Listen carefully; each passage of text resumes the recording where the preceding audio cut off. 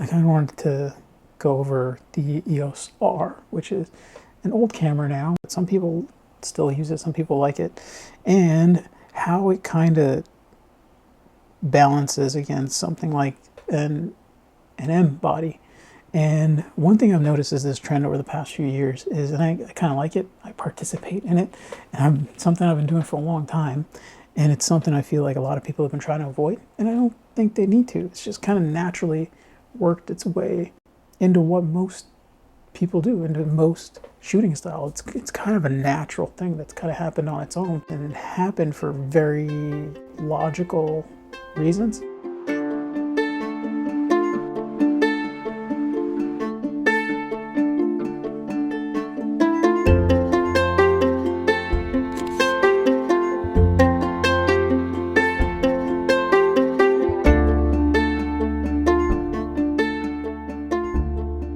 My favorite setup at the time was my M240 and the Canon EOS R, which I've moved on from since. It had really good size. It was like the size of an X-T3, but it had, you know, Canon's colors, and it had a very, very good quick switch. That was super handy, and it was like having two cameras in one. If you're doing travel or street photography and you're trying to film yourself and whatever you're doing, or you're experimenting with video while you practice your photography, the EOS R seemed like a pretty good choice at the time.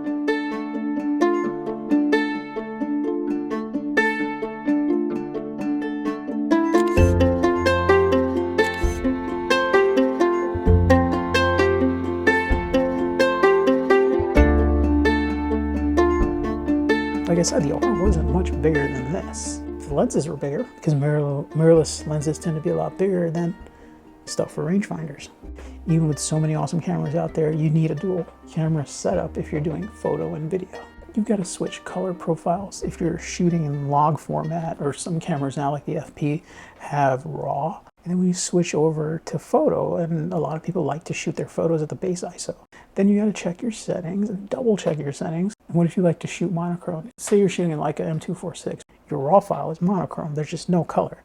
With the dedicated video camera, you also get to have not just switch the camera or pull the other camera out of your bag, you get to use things like a microphone, or a microphone with a wind filter. Plus you get to use something like a rangefinder if you have a two-camera setup. So Easton Bay, Rhode Island, it's a walk along the cliffs, and you're seeing all these houses from like the Gilded Age, which was, I mean, I'm in New York, so I guess people like the Rockefellers is who I would be familiar with. Went out there and built mansions and ended up having a mansion building competition with each other. This whole side of the bay ends up with all these really awesome houses that you could have 50 people live inside these mansions comfortably.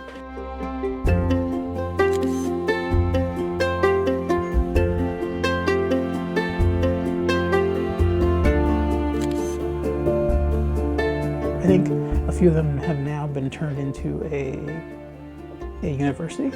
I haven't looked up any of this. It's just based on what I saw. I didn't really research it. Just drove up and just ended up in Rhode Island. I totally recommend it. It is a fun little trip. You can do 2 days there if you want. It's a good place to practice your photography. As the sun goes down, you get these really nice long shadows, and then usually there's people walking through, so you get a little bit more context. You get a little bit more life into your scene, because you probably will be shooting a lot of just scenery, essentially.